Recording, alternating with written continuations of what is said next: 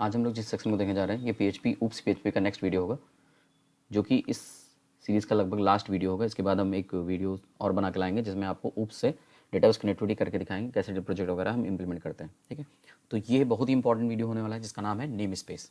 अब name space है क्या, नेम स्पेस की रिक्वायरमेंट क्या है, ये समझने के लिए हमें चलना पड़ेगा आपके एडिटर पे, और यहाँ पर हम नोटिस करके आपको दिखाते हैं कि एक्चुअली में करने क्या वाले हैं। ठीक है ना, तो चलिए मैं क्या करता हूँ, यहाँ पर थोड़ा सा इसको सेट करता हूँ और यहाँ पे दिखाता हूँ कि नेम स्पेस की ज़रूरत क्या है।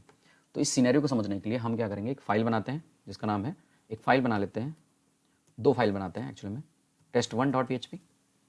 और इस test1.php के अंदर मैं नॉर्मली अभी पहले ऊप्स PHP बजाय मैं प्रोसेसर PHP पहले समझा दूँ, उसके बाद आपको ऊप्स PHP बात करता हूँ। ठीक, मैंने इसके अंदर एक सिंपल सा फंक्शन बनाया जिसका नाम है सो।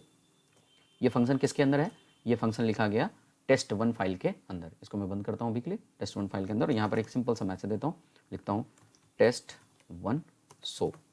ठीक है, ये मैंने एक मैसेज दे दिया। ठीक, अब मैंने क्या किया, एक और फाइल बनाई test1 and same as it is test2.php। दो फाइल हमने बनाई और इसमें भी वही काम किया, PHP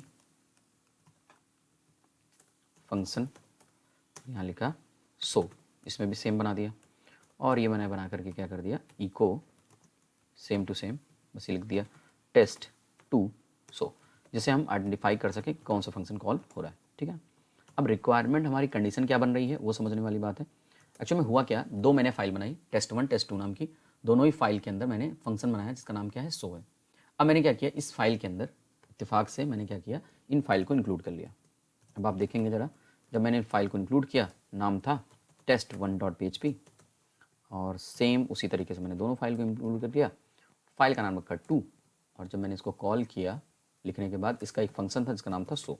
जब मैंने सो फंक्शन को कॉल किया तो हुआ ये कि अब आप देख सकते हैं यहाँ पर जब मैं इसको रन कराता हूँ तो आपको एक आउटपुट में एरर आती है जिसमें लिखा हुआ है cannot redeclare so previously declared function. Line number 2 कह रहा है कि test1 में भी सो नाम का फंक्शन है, test2 में भी है, इस वजह से आप रीडिक्लेयर नहीं कर सकते। स्वाभाविक सी बात है, बिकॉज जब दोनों फाइल को मैंने इंक्लूड किया दोनों में ही सो नाम का फंक्शन मिला, तो PHP ने क्या क्रिएट किया, एम्बिग्यूटी क्रिएट किया, क्योंकि दोनों में एग्जिस्ट करता है तो किस फंक्शन कॉल करना है, ये है प्रॉब्लम। अब यहीं पर आता है एक्चुअली में नेम स्पेस। नेम स्पेस इस प्रॉब्लम को रिमूव करने की फैसिलिटी देता है कि हम कैसे फंक्शंस को रिमूव कर सकते हैं। अब सबसे पहला क्वेश्चन ये बनता है आपके दिमाग में आएगा कि ऐसा करेंगे ही क्यों, ये कैसे हो सकता है कि जब हम 2 से 3 फाइल बनाएं तो सेम नाम का फंक्शन हो जाए, जब मैं बनाने वाला अकेला हूँ तो। बट ये एक्चुअली में अकेले फंक्शन बना रहे हैं तब तो कोई बात नहीं, अकेले प्रोजेक्ट में, लेकिन आप किसी बड़े प्रोजेक्ट पे काम कर रहे हैं और वहाँ पर क्या है, बहुत मल्टीपल लोग काम करते हैं एक साथ एक प्रोजेक्ट पे, तो हो सकता है कि एक से मैक्सिमम एक से ज़्यादा फाइल में एक ही नाम का फंक्शन बन जाए। जनरली हम लोग सो डिस्प्ले नाम का फंक्शन कॉल करते भी हैं, नाम लेते हैं, तो ऐसा हो सकता है कि एक से ज़्यादा लोग एक ही नाम का फंक्शन बना दें। अब ये प्रॉब्लम आ जाएगी, तो इसको सॉल्व करने का सोल्यूशन देता है PHP। वो कहता है कि जब भी आपको ऐसी सिचुएशन बने तो आप यहाँ पर यूज़ करिए कीवर्ड जिसका नाम है नेम स्पेस, और यहाँ पर इसको बता दीजिए कि ये किस नाम से होगा। तो मैंने इसको नाम लिख दिया नेम स्पेस test1, क्योंकि test1 का था सेम इज एज इट। मैं यहाँ लिखूँगा नेम स्पेस और यहाँ लिखूँगा test2, दोनों फाइल में बना दिया। अब जब मैं इसको कॉल करूँगा तो देखता हूँ क्या होता है। तो देखिए ज़रा, अभी भी एक दिक्कत आ रही है, क्या सो नाम का फंक्शन तो नहीं है। अच्छा, प्रॉब्लम जो थी पहले इंक्लूड जो मैंने किया था वो तो यहाँ से हट जाएगी। ज़रा देखिए, एरर खत्म, यानी कि इंक्लूड करने में कोई प्रॉब्लम नहीं है। लेकिन जब आप कॉल कर रहे हैं तो ये एरर दे रहा है क्योंकि अभी भी इसमें दिक्कत बनी हुई है कि दोनों में ही सो नाम का फंक्शन है। अब मैं इसको सॉल्व कैसे करूँगा, मैं सीधा लिखूँगा उस किसका कॉल करना है। अगर test1 का कॉल करना है तो मैं लिखूँगा इस नाम को, मैं लिखूँगा सीधा test1 सो। ये जो test1 लिखा है ये एज इट इज़ मैंने लिखा है यहाँ से, इसका जो भी नाम यहाँ होगा, और ये ऐसे ही सेम टू test2 को यूज़ करेंगे। अब आप पहले आउटपुट देखते हैं ज़रा, तो आप देख सकते हैं test1 फंक्शन कॉल हो गया। और अगर इसी तरीके से मैं दूसरा फंक्शन कॉल करूँ, test2 के अंदर जो सो है उसको कॉल करो, तो ये क्या करेगा, हमारा दूसरा फंक्शन भी कॉल कर देगा। आई होप आपको समझ में आ रहा होगा। ये देखिए test1 test2 दोनों ही फंक्शन हमारे कॉल हो रहे हैं। तो ये जो प्रॉब्लम आ रही थी उसको इसने सॉल्व कर दिया। याद रखने वाली बात यह है कि जो नेम स्पेस लाइन है ये सबसे पहली लाइन होनी जरूरी है। जस्ट इमेजिन करिए कि मान लो मैंने लास्ट में लिख दिया, अगर आप फर्स्ट लाइन के अलावा लास्ट में लिखते हैं तो क्या होता है, देखिएगा जरा, जैसे मैं रन कराऊंगा ये आएगी एरर। क्या कह रहा है, namespace declaration statement has to be the very first statement और आफ्टर एनी डिक्लेरेशन। इसका मतलब पहली लाइन होना जरूरी है, जैसे कि यहाँ पर एरर भी दे रहा है। तो आप एक बात समझ में आ गई कि नेम स्पेस जो होगा it is the first line of the file, and हमेशा याद रखना है नेम स्पेस जब रखेंगे तो दोनों फाइल में जो नाम होना चाहिए अलग होना चाहिए। अब ऐसा नहीं कि नेम टेस्ट1 यहाँ पर है, टेस्ट2 यहाँ पर भी कर दिया, सेम दोनों ही फाइल में नेम नाम एक ही नाम का नेम स्पेस नहीं हो सकता। मैंने कहा ना कोलिजन अवॉइड करने के लिए बनाया गया, तो जब कोलिजन अवॉइड कर रहे हैं तो नाम भी अलग अलग होना जरूरी है। अच्छा, अब तो ये तो हो गई छोटी सी बात, मैंने जो प्रॉब्लम दिखाया था उसका सोल्यूशन। आप देख सकते हैं आउटपुट सेम आ रहा है। इंपॉर्टेंट ये है कि नेम स्पेस को ऐसे भी बना सकते हैं, और एक तरीका और है। क्या करना है, कर्ली ब्रेस लगाइए और इस फंक्शन को इसके अंदर रख दीजिए। आप ऐसे भी रख सकते हैं, इस तब भी कोई इफेक्ट नहीं पड़ने वाला, कोई एरर नहीं आने वाली। यानी टेस्ट1 आप डिक्लेयर करके ऐसे भी बना सकते हैं, या कर्ली ब्रेस लगा करके उसके अंदर भी लिख सकते हैं। सेम इसी तरीके से यहाँ पर भी कर सकते हैं। आप समझ रहे होंगे मैं कहना क्या चाह रहा हूँ, ठीक है। तो ये दोनों ही केस में आप दोनों ही तरीके से नेम स्पेस क्रिएट कर सकते हैं, दोनों में कोई दिक्कत नहीं। बट ये आसान तरीका पड़ता है कि ये होना चाहिए, ठीक है। तो दो बातें हमें याद रखनी है। पहला, नेम स्पेस जब भी बनेगा फाइल के फर्स्ट लाइन पे होना चाहिए। दूसरा, इसमें जितनी भी फाइल बनेंगी सभी में नेम स्पेस का जो नाम होना चाहिए वो क्या होना चाहिए, डिफरेंट होना चाहिए, यूनिक होना जरूरी है। अगर आप सेम कर देंगे तो रहेगा। तीसरा, ये लास्ट में कहीं पर नहीं लिखना है, ठीक है ना। तो ये पॉइंट आपको समझ में आना चाहिए। अब पॉइंट आता है कि ये तो प्रोसेसर लैंग्वेज का है, जबकि हम लोग सीरीज पढ़ रहे हैं ऊप्स का, तो ऊप्स में इसका कैसे यूज़ करेंगे। चलिए भाई ऊप्स का यूज़ करके देखते हैं। तो मैंने एक क्लास बनाया, क्लास का नाम रखा ए, ये क्लास का नाम है, चलो ABC लिख देता हूँ। ABC नाम की क्लास बनाई, और यहाँ पर मैंने एक फंक्शन कॉल किया जिसका नाम है ABC को मैंने बंद कर दिया। सेम एज इट इज़ यहाँ पर भी कॉल किया, इसके अंदर भी आया और यहाँ लिखा क्लास ABC, और इसके अंदर भी फंक्शन बनाया और मैंने इसको भी कॉल कर लिया। अब जरा देखिएगा, जब दोनों ही क्लास के अंदर हो गए तो क्या ये डायरेक्ट कॉल होगा, ऐसे तो कॉल हो ही नहीं सकता, क्योंकि मुझे ऑब्जेक्ट बनाना पड़ेगा। तो एरर आ गई, कह रहा है कि अनडिफाइंड फंक्शन, ठीक है। तो मुझे ऑब्जेक्ट बनाना पड़ेगा। तो मैं क्या करने वाला हूँ, यहाँ पर लिखूँगा $obj is equal to new, जिस क्लास का नाम बनाना है। तो मुझे नेम स्पेस का नाम क्या है, टेस्ट1, तो मैं लिखूँगा टेस्ट1, टेस्ट1 के अंदर ABC क्लास है, उसका ऑब्जेक्ट बना दो, ठीक है।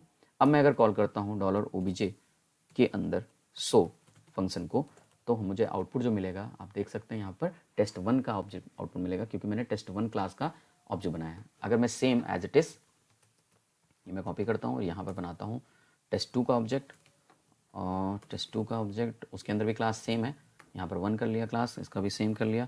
और अगर मैं अब कॉल करता हूँ तो यहाँ पर आउटपुट आपको देख सकते हैं दोनों ही आएगा। आई थिंक आप समझ रहे होंगे कि ऑब्जेक्ट ओरिएंटेड में भी ये काम हम लोग अचीव कर सकते हैं, ठीक है। अब एक लास्ट जो इसमें पॉइंट हो सकता है नेम स्पेस में, आई होप आपको समझ में आ रहा होगा। अगर नहीं समझ में आ रहा है तो आप कमेंट सेक्शन में ज़रूर पूछिए, और अगर वीडियो पसंद आ रहा है तो लाइक और शेयर करना ना भूलिएगा, क्योंकि जब यहाँ तक आ ही गए हैं तो आप इतना तो कर ही दीजिएगा, ठीक है। अब बात आती है कि इसके आगे मैं बात करूं, अब एक छोटा सा पॉइंट और हो सकता है। क्या, अगर नेम स्पेस बड़ा हुआ तो क्या करेंगे। जस्ट इमेजिन कि मान लीजिए मैंने यहाँ पर एक नेम दे दिया, नेम स्पेस काफ़ी बड़ा कर दिया।